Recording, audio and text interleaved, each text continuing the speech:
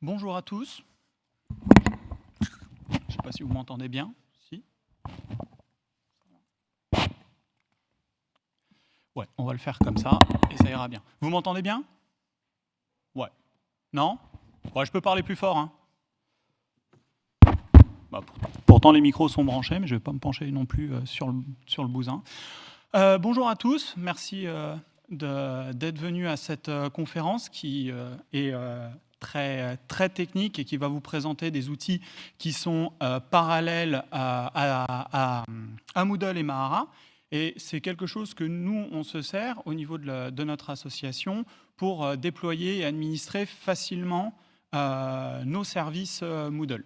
Est-ce que dans la salle, il y a des gens qui connaissent déjà Docker? Pas du tout. À peu près, on est juste comme ça, à main levée, qui connaît Docker? Qui l'utilise au quotidien? Pas mal. Ok, donc là, cette présentation, elle va être très light. Elle va vous sembler très light parce qu'en 30 minutes, il faut que je vous présente à la fois Docker et des orchestrateurs. Néanmoins, je suis toujours disponible pour en discuter après en off, à une pause café, une pause clope. N'hésitez pas sinon à me contacter via Twitter. C'est là où je suis un peu le plus réactif ces derniers temps. Donc, je me présente, moi c'est Erwan, je suis DSI pour l'association Mission Laïque Française. Depuis tout jeune, je suis passionné par les développements open source, j'ai un background de white hat, et en passion, j'aime bien les jeux de rôle, le Go, et comme ma coupe de cheveux l'indique, le reggae. L'association pour laquelle j'ai le plaisir de travailler s'appelle la Mission Laïque Française, la MLF.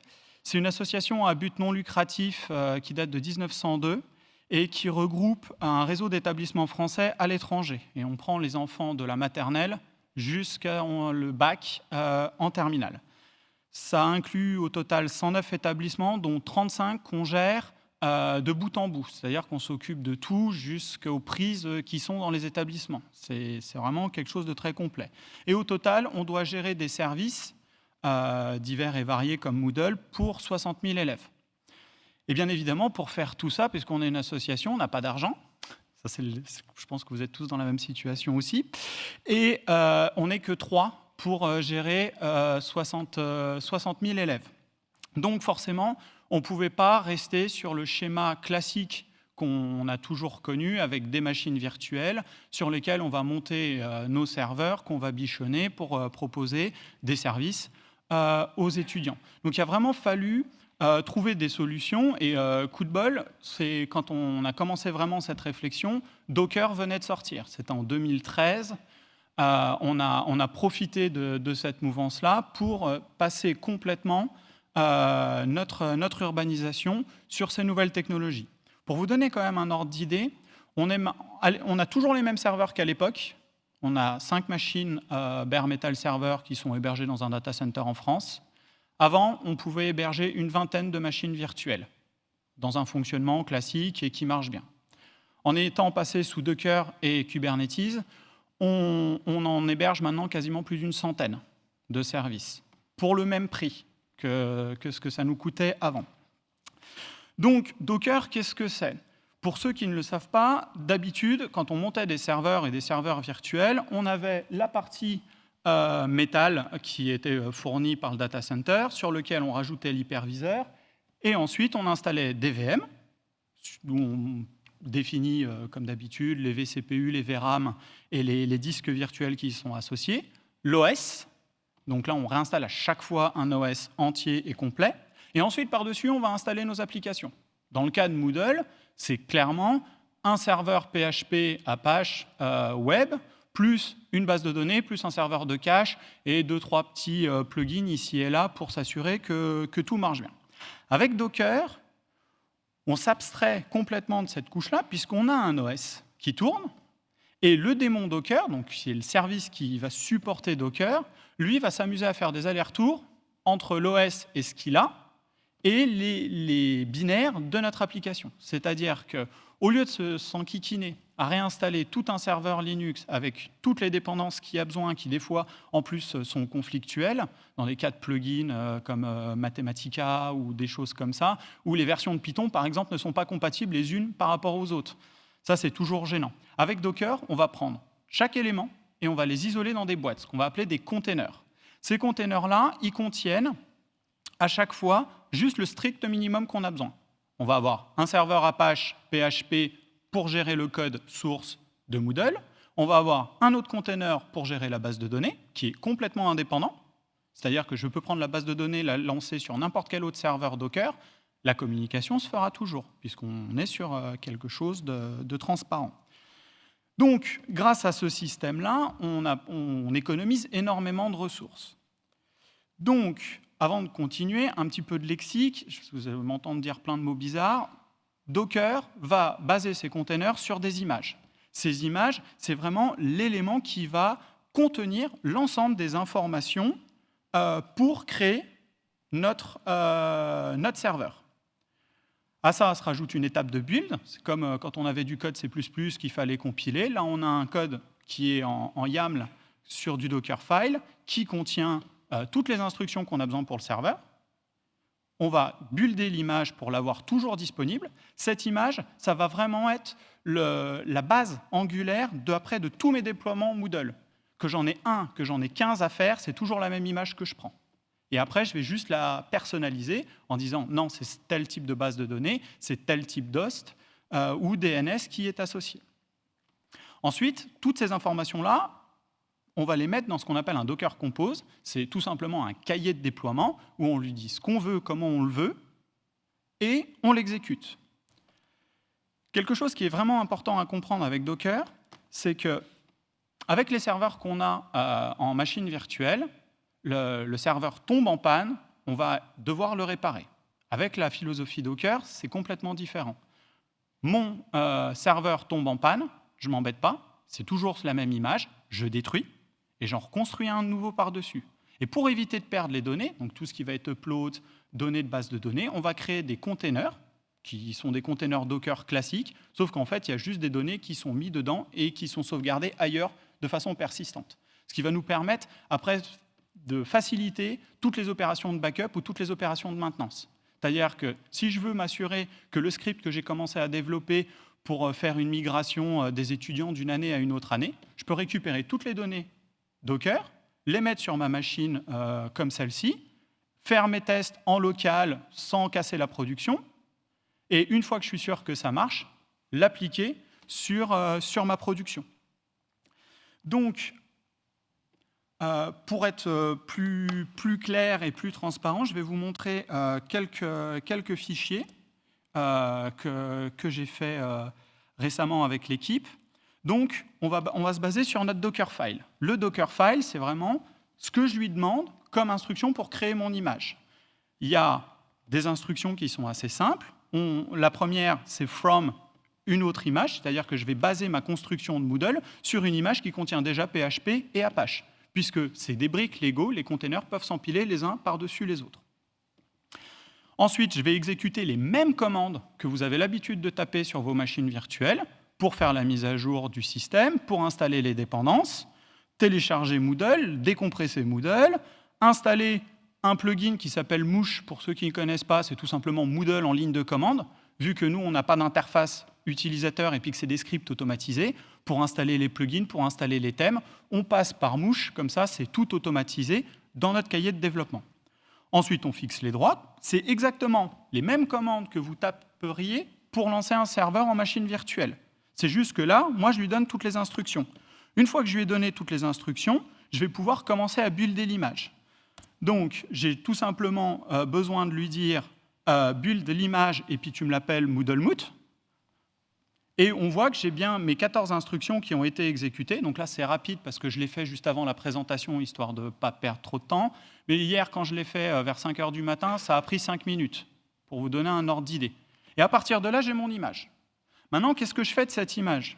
Eh bien, je vais avoir un autre document qui est tout aussi syntaxé et qui va me permettre de définir les services qui sont associés à mon déploiement. Pour un service comme Moodle, j'ai besoin de 3 services.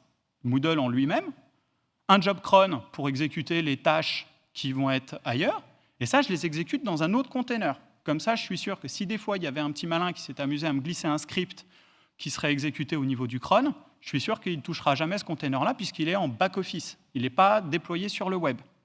Mais il utilise les mêmes données, on retrouve les mêmes volumes qui sont utilisés. Et enfin, une base de données. Et dans ce document, je vais lui présenter les codes pour accéder à la base de données, etc., etc. Une fois que ce document-là, il est fait, j'ai plus qu'à lui demander de me l'exécuter.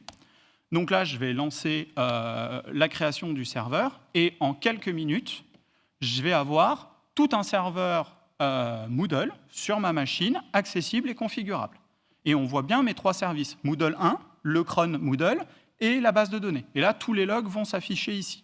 Donc là, ça va tourner encore un petit peu parce qu'il y a des scripts qui s'exécutent derrière.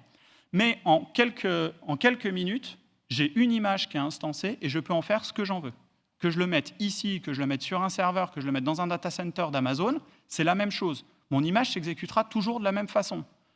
On n'est plus comme avant où justement, en fonction que vous utilisiez une VM CentOS ou Red Hat ou Debian, où les variables ne s'appellent pas pareil, ou alors les fichiers de temps ne s'appellent pas pareil. Et il faut aller après adapter son code pour s'assurer que ça marche. Donc, pendant qu'il est en train de finir de charger,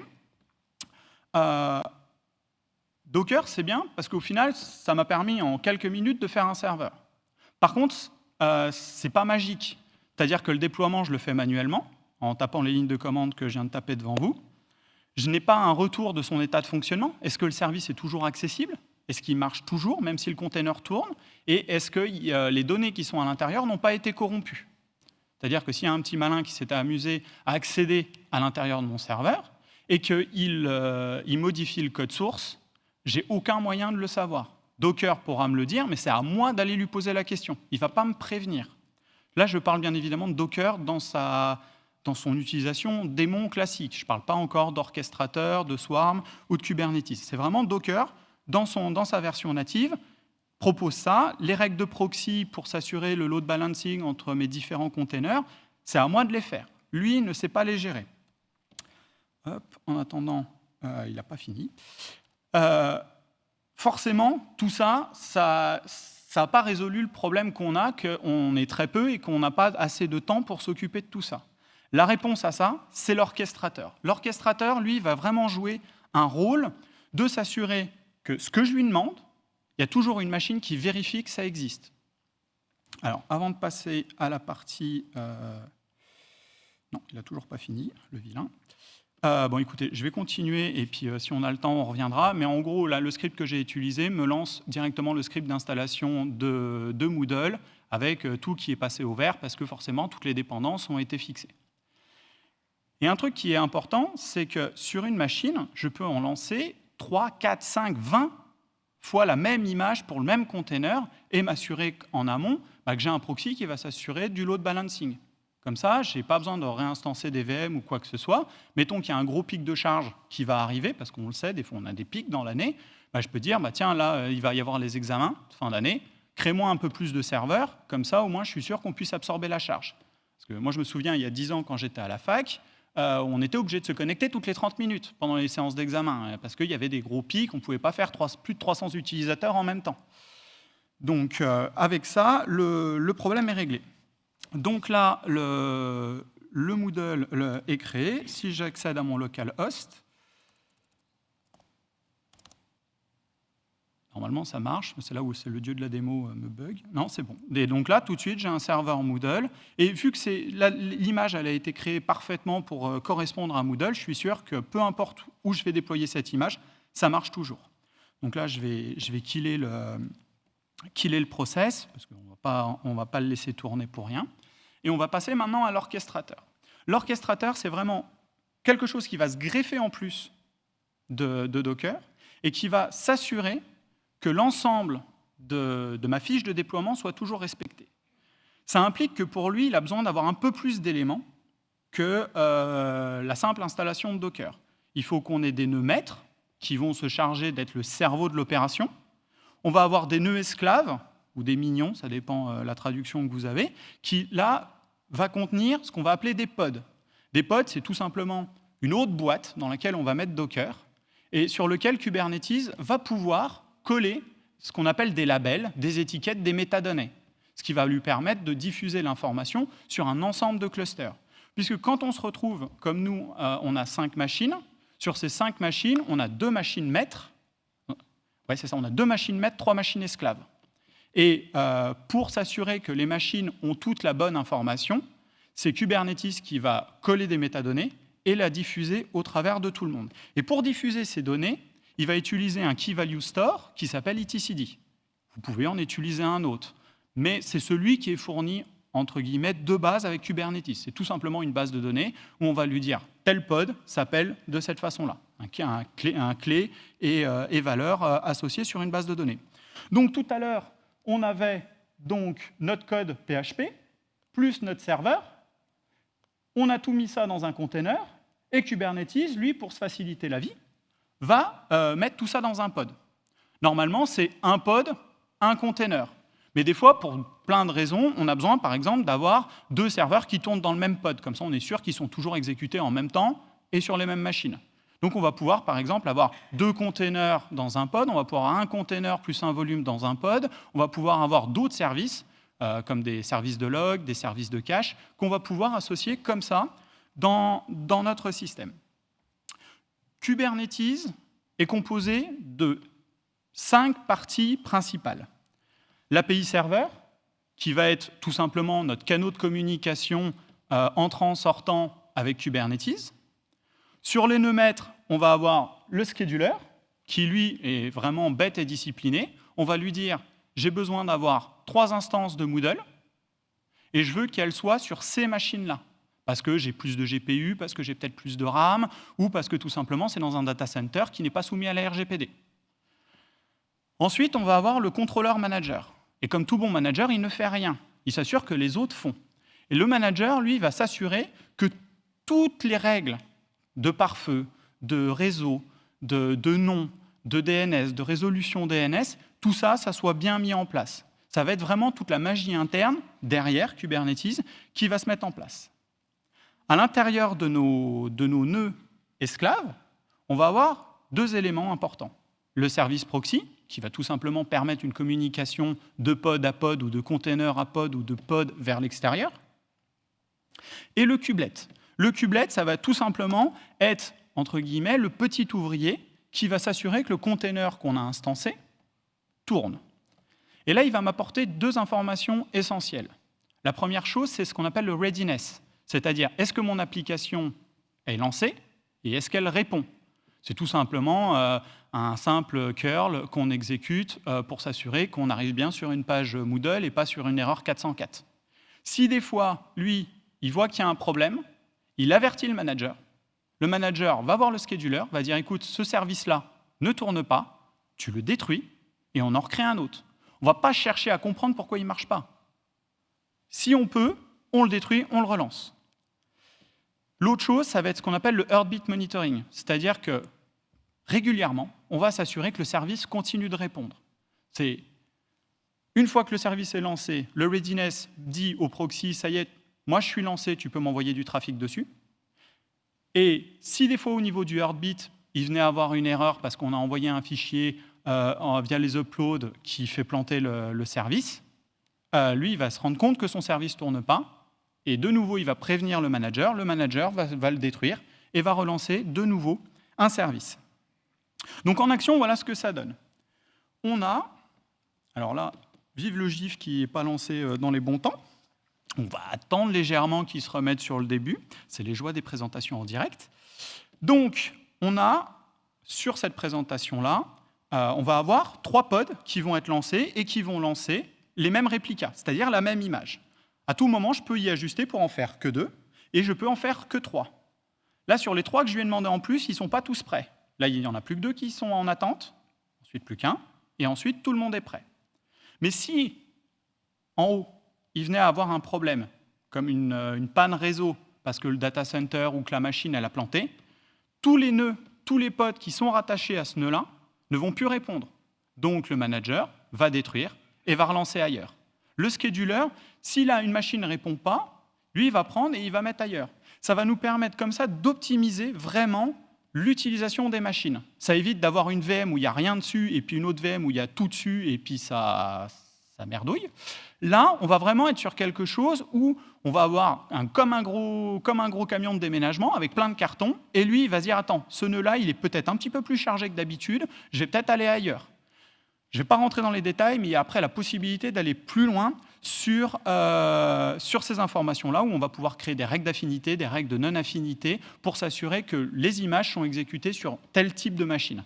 Par exemple, si on fait du minage Bitcoin, on va plus déployer sur des machines qui ont du GPU pour être sûr que ça réponde bien. Donc là, il y a vraiment un changement de culture de ce qu'on appelle, nous, le pet versus kettle. C'est-à-dire qu'avant, et moi j'en fais partie, on avait des serveurs, on leur donnait des petits noms, on leur chantait une petite chanson avant qu'ils aillent se coucher, et on s'en occupait bien. Ça, c'est au début. En fait, dans la réalité, le serveur devient vite catastrophique et il pue. Alors qu'avec une vision kettle, donc troupeau, on ne se pose même plus de questions. On ne l'appelle plus anémone, on ne l'appelle plus violette, on l'appelle serveur numéro patati patata. Et c'est Kubernetes qui va gérer tous ces noms pour nous. On n'a même pas besoin de s'en occuper. Dès qu'il y a un problème, c'est la ferme des 1000 vaches. On tue la vache et on la vend.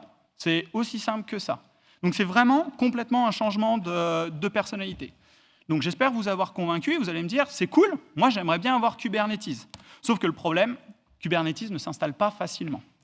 Dans la documentation, il recommande 21 étapes clés qui sont très longues et très fastidieuses à faire. Il y en a qui sont très rapides et il y en a, c'est l'enfer. Je pense principalement à toutes les règles du Key Value Store. Mais heureusement, pour ça, on a une autre solution qui s'appelle Rancher. Et Rancher est vraiment excellent parce qu'en fait, c'est une version packagée de Kubernetes dans Docker.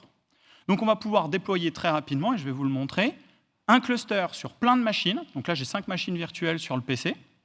Et on va pouvoir ne même pas se prendre la tête, on va pouvoir administrer un cluster, on va pouvoir donner des droits d'accès à certaines personnes. Si vous avez des prestats comme nous de l'extérieur qui doivent faire des maintenances, on va pouvoir leur donner un accès uniquement à l'endroit qu'ils ont besoin. On n'est pas obligé de leur donner tout un accès SSH au serveur.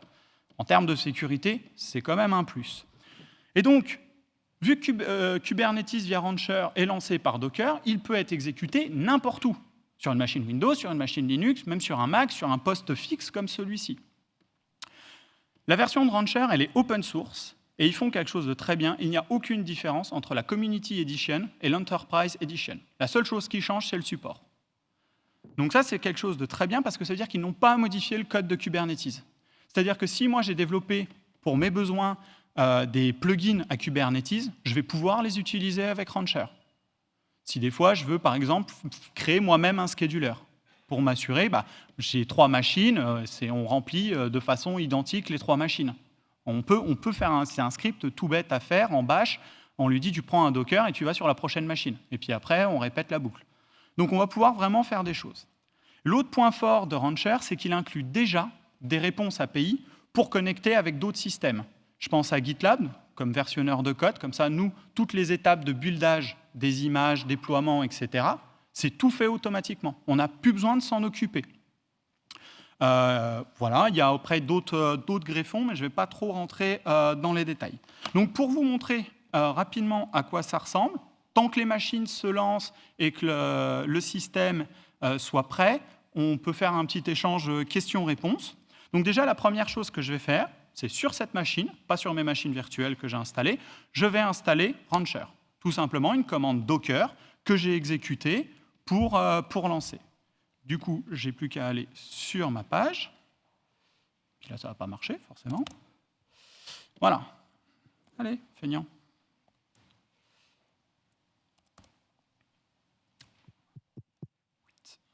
Passer en français, ce sera mieux.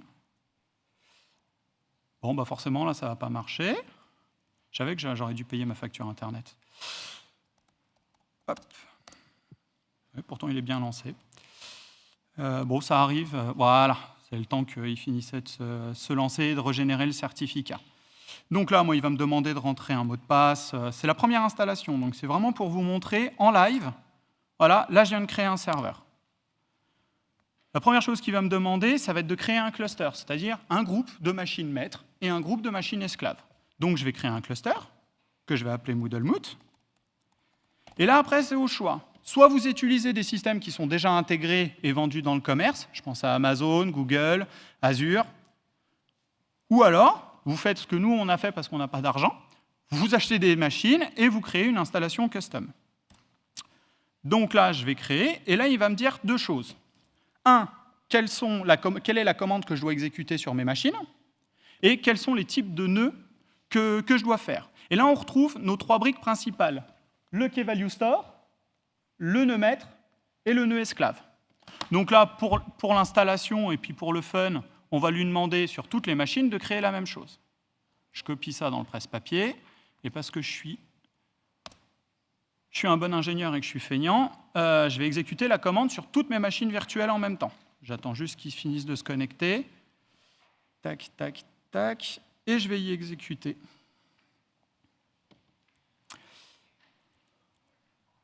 Alors, you?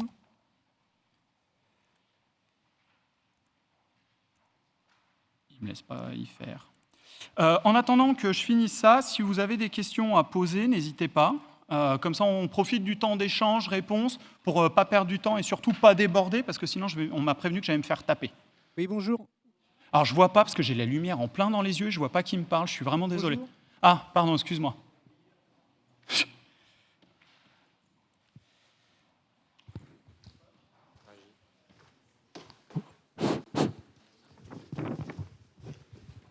Oui, bonjour. Moi, j'avais une petite question. Les key-values, ça a quelle forme et ça sert à quoi? Ça permet de définir des variables d'environnement dans les machines ou... Tout à fait. Par exemple, déjà, nativement, Kubernetes, lui, va commencer à créer des labels pour repérer ses petits, pour repérer ses pods. Mais si des fois, par exemple, on a des codes de base de données et qu'on ne veut pas que ça soit dans les fichiers de déploiement pour ne pas les donner un accès à un tiers, on va pouvoir créer un key-value-store secret. Et on va pouvoir, comme ça, mettre des secrets. Mais on peut mettre tout ce qu'on veut dans les secrets. Ça inclut y compris les certificats SSL. Nous, c'est ce qu'on fait. J'arrive pas à faire un copier-coller, c'est la loose. Je suis vraiment désolé. Une petite question. Merci pour cet exposé très clair. J'avais 2 questions sur la façon dont vous installez, vous gérez votre base de données, en cluster ou pas. Ouais. Et la deuxième question, c'était au niveau des fichiers, si vous les avez séparés de... Enfin, comment vous avez géré la gestion des fichiers, justement, des données, sur Moodle. Voilà. Alors, pour la base de données, on n'a pas réinventé la roue. On est parti sur un cluster Galera. C'est tout simplement MariaDB en cluster. Donc comme ça, on est sûr d'avoir toujours des réplicas de base de données. Ensuite, concernant les fichiers. Quand on va faire notre déploiement, on va bien lui préciser que les fichiers persistants, ils sont à un endroit et qui doit les monter en tant que var Moodle Data. Tu vois ? Et comme ça, peu importe quel container va venir se connecter dessus, bien évidemment, il faut que ton système de fichiers soit compatible en écriture concurrente. Un cluster FS marche très bien. Sinon, un répertoire NFS, s'il n'y a pas beaucoup d'écriture et besoin de vitesse, ça marche tout aussi bien. Alors, je vais le faire différemment. Hop. Juste pour vous montrer, je vais faire sur une seule machine, puisque je n'arrive pas à parler aux 2 en même temps, aux 5 en même temps. Et juste pour vous montrer à quel point c'est facile d'instaurer 2 minutes. 2 minutes. C'est elle qui tape, hein, pour info. Et voilà, juste pour vous montrer que, voilà, une fois que c'est exécuté, nous, on va avoir notre cluster qui va se créer. Et une fois que c'est fait, en fait, il va pouvoir nous dire combien j'ai de vCPU qu'il a créé, combien j'ai de VRAM qu'il a créé, et combien, techniquement, de pods je peux créer. Par système Kubernetes, je peux héberger 110 pods, c'est-à-dire environ 110 services. Plus je vais avoir de machines, plus je vais pouvoir en faire. Nous, avec 5 machines, on a réussi à monter jusqu'à 750. Avant de finir, j'aimerais vous parler vraiment d'une expérience qu'on a faite, parce qu'on a un établissement à Casablanca qui contient 6 000 élèves, entre 4 000 et 6 000 élèves, si on n'inclut pas la maternelle et les petites sections. Sur ces 4 000 élèves, de la 5e jusqu'à la terminale, il y a tous les élèves qui sont sur Moodle au quotidien avec un PC. Ce qui nous fait qu'au bout d'un moment, il y a trop de connexions. Et là, Kubernetes, il est assez malin pour dire attention, là, le trafic, il est en train de taper sur ma jauge haute, qu'on a définie nous-mêmes, puisque c'est juste des variables à rentrer. Et là, il va nous dire, OK, dès que je dépasse, et que je sens que mes services ne vont plus répondre et que ça va ramer, je redéploie des serveurs. J'attends pas que tu me donnes ton feu vert, Tu m'as dit que dès que ça dépassait cette limite, je créais autant de serveurs qu'il fallait pour faire descendre la charge. Et à notre pic, on a réussi à faire connecter 2100 quelque chose élèves sur Moodle en même temps.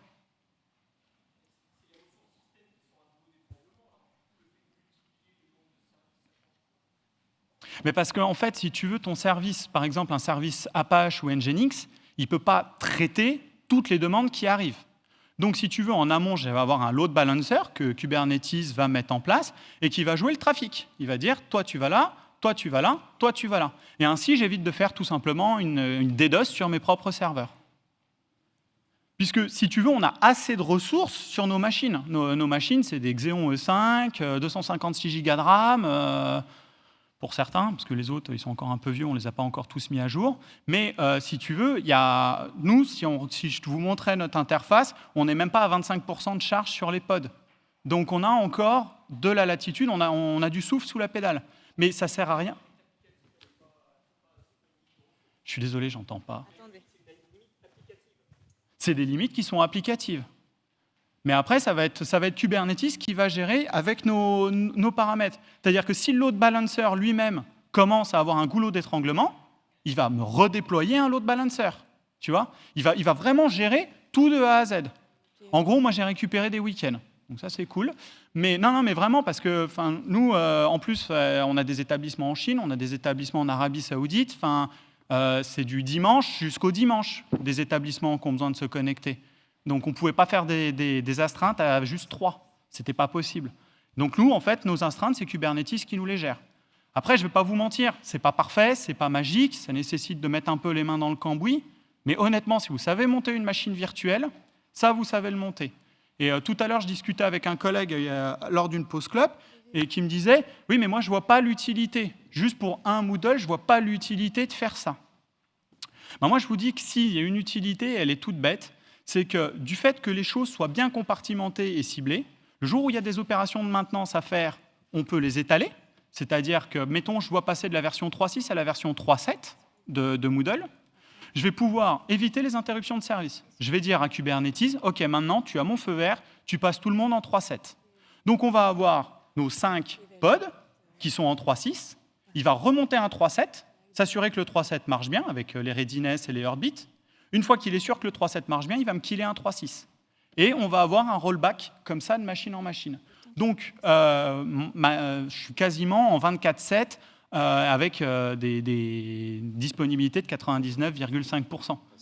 Parce que au final, c'est le data center qui m'impose ma limite. Est-ce qu'il y a d'autres questions? Je pense que là, Non, on n'a faut plus trop stopper. de temps. Je suis désolée. Pour les questions suivantes, je vous invite à aller voir directement Erwan. Tout à fait. Merci beaucoup, Erwan. Merci à vous.